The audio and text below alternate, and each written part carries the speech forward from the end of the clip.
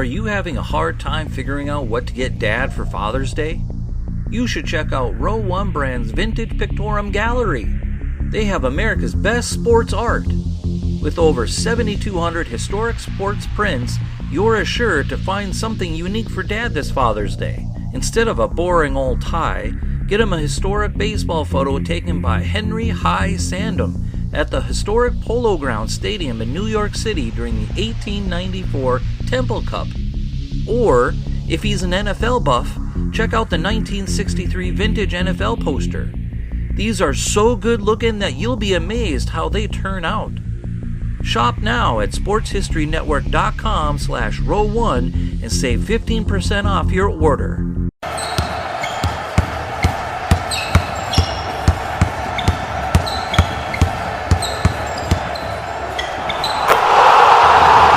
This is Basketball History 101 with Rick Loiza. Welcome back to Basketball History 101. I am your host, Rick Loiza. This is the podcast where we bring to life some of the forgotten stories from basketball history. Now, before we launch into our story for today, I want to make an announcement. The Basketball History 101 podcast is joining the Sports History Network. It's a network of podcasts devoted to the history of sports. The director of the network, my man Arnie Chapman, reached out to me and invited me to join the group, which I was very happy to do. You can go to sportshistorynetwork.com to find out more about the network and its collection of podcasts. Arnie himself hosts the Football History Dude podcast that focuses on the history of the NFL and American football in general. So go ahead and check it out wherever you get your podcasts. That's the Football History Dude. So let's get into today's story.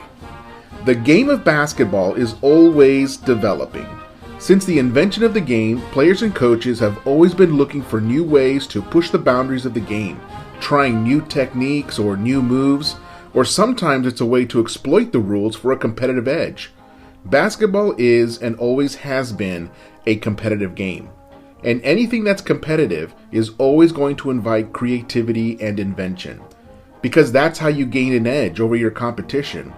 You have to find a better or different way of doing something that will provide a path to victory. Like the saying goes, if you are doing the exact same thing as everyone else, then you will be no better than everyone else. So let's take a look at the one-handed jump shot as an example.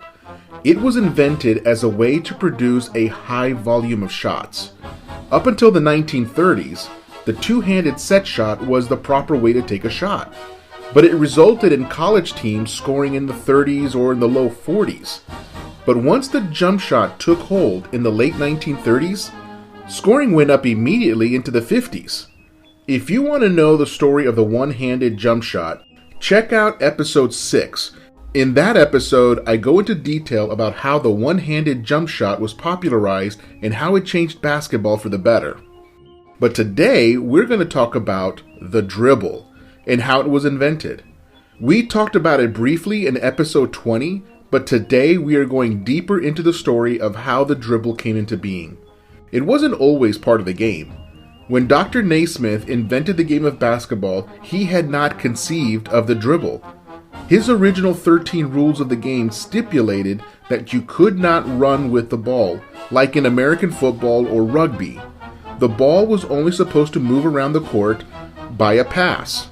One player would pass to the next, who would then look to either pass it back or find a new teammate to pass it to. The intention was that you had to be stationary while you had the ball in your hands. There was even a rule that said that if you caught the ball while running, you had to either pass it again immediately or make an honest attempt to stop as soon as possible. In fact, here is how the rule is actually written under Naismith's original rule sheet. It happens to be rule number 3 out of a total of 13 rules. And it says, a player cannot run with the ball. The player must throw it from the spot on which he catches it. Allowance to be made for a man who catches the ball while running at a good speed if he tries to stop. Different players in those early days tried a variety of different ways of circumventing this rule. Some tried rolling the ball to themselves, Basically, if they had a defender on them, they would roll the ball a short distance like it was a bowling ball, and then race their defender to pick it up again, but hopefully in a more advantageous position to either shoot it or pass it again. Or they would bounce the ball a short distance away and then race and catch the ball before it bounced a second time. Essentially, it was just one dribble before you had to grab the ball. It was really just a way to get away from the defender and give yourself enough time to make your next move.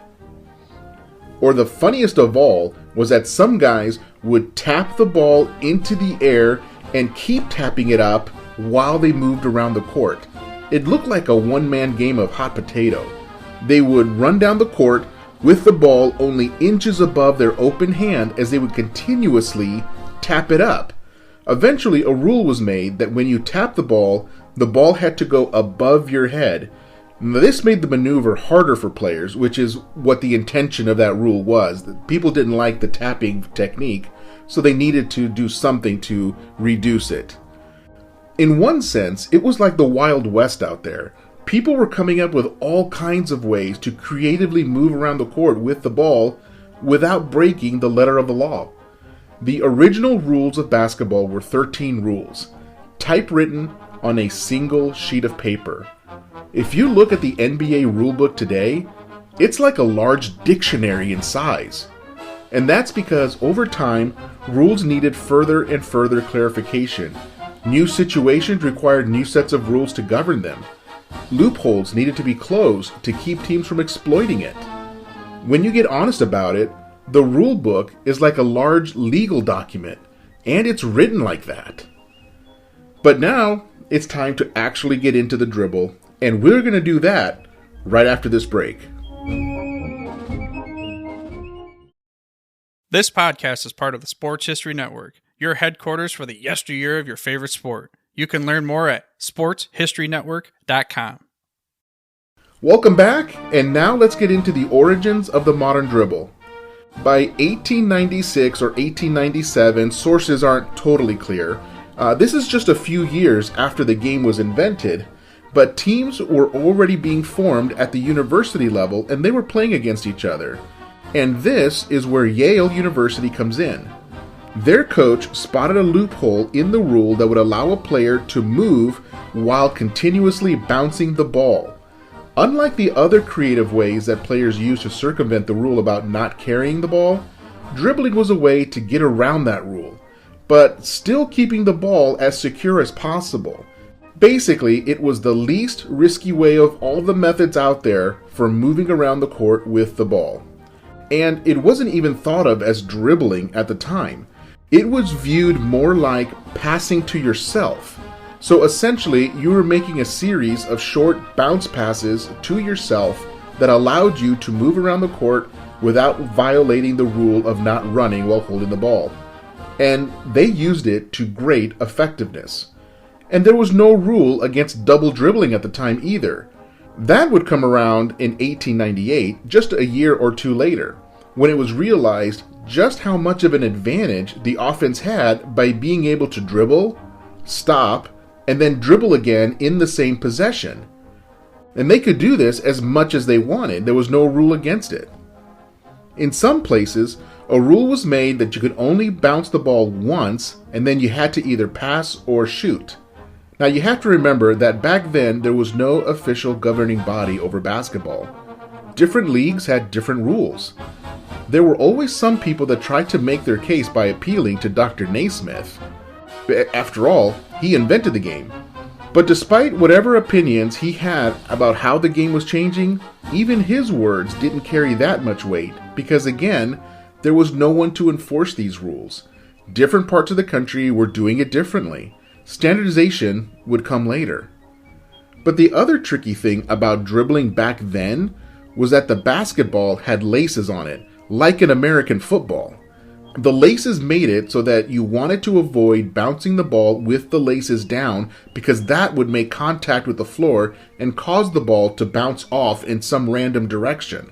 As much as possible, you wanted to bounce the ball with the laces on the side or even with the laces on the top so that you would get a more consistent bounce. Most leagues and organizations began to adopt the dribble as part of the regular playing of basketball, but not without some resistance. Even though the game was only 8 or 9 years old, there was already a new school versus old school feel to the environment. There were those that wanted to see the game develop and grow and move into new directions. They wanted to see the game changed in order to make the game better. But then there were others who wanted to keep the game exactly as Dr. Naismith had envisioned it. They didn't want to change it. They wanted to keep it true to Dr. Naismith's vision. They didn't want to change it at all. Thankfully, the dribble was adopted into the game as the new school won that battle. But the rules about dribbling still took a long time to become consistent. It wasn't until around 1929 that the dribbling rules were finally standardized and governed in pretty much the exact same way as we have today. You can dribble as much as you want, using only one hand at a time, and no double dribbling. Of course, the minutiae of the rules on dribbling get much more detailed than that, but these are the hallmarks of modern dribbling. And just like any other skill like shooting or passing, there are some players who are simply better at it than others. It has become, in my opinion, the most fundamental skill in basketball. As a coach for 7 and 8-year-old basketball players, the skill we work on the most in practice is dribbling. So I wanted to take a moment to go over some of the best dribblers in history.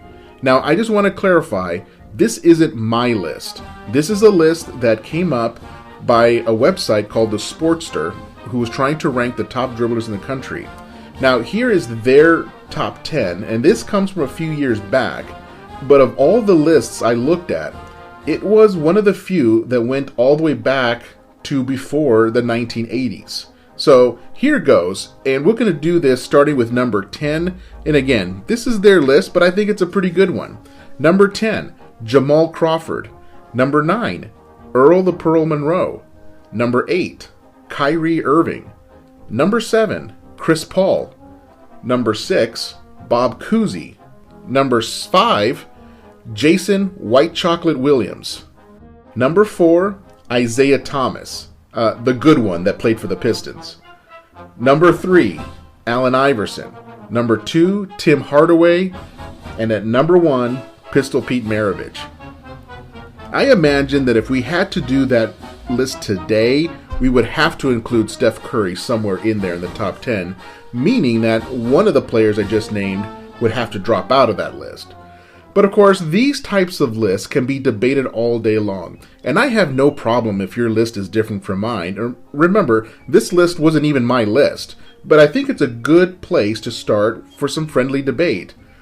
And I think that's what makes basketball so much fun, is sometimes it's the debating and the talking about which player was the best at this, or who was the best pure shooter, who was the best shot blocker, who was the best on-ball defender. That's the real fun when I get together with friends who love basketball as much as I do. But this list that I've just given you only includes the players that played in the NBA. As a fan of basketball history, I have to bring up 2 other players, Marquez Haynes and Curly Neal, who both did their work with the Harlem Globetrotters.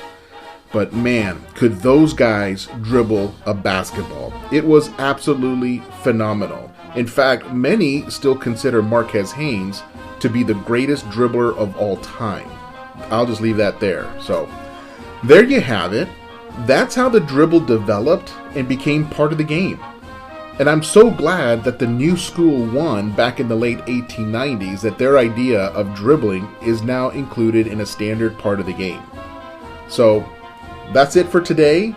Join us next week when we profile a player who never even played in the NBA, but who Kareem Abdul-Jabbar said was the best player he ever played against. The name? Earl the Goat Manigault. And I'm going to share his story on our next episode. That's next time on Basketball History 101, part of the Sports History Network. If you like what you hear, please hit that subscribe button wherever you get your podcasts, and check out our page on Facebook. It's called Basketball History 101 Podcast. There you will find shorter historical posts as well as comments and discussion starters on today's game.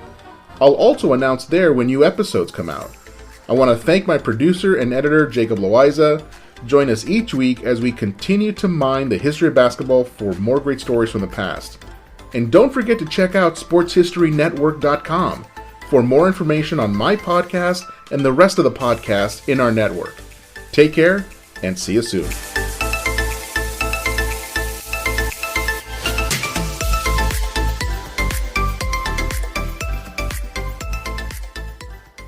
We here at the Sports History Network proudly partner with 26 podcasts, all revolving around the history of sports. But did you know that many of our hosts were sports history authors way before they started their shows? It's true. We've got Joe Ziemba, host of When Football Was Football, Joe Zagurski, host of Pro Football in the 1970s, Mark Morthier, host of Yesterday Sports, Tommy Phillips, host of Lombardi Memories, and Scott Adamson, co-host of From the 55-Yard Line. All these authors have many books for you to choose from. To check them out, go to our website at sportshistorynetwork.com/sportshistorybooks. Pick up your copy today. Soundtrack provided by Kevin MacLeod of filmmusic.io.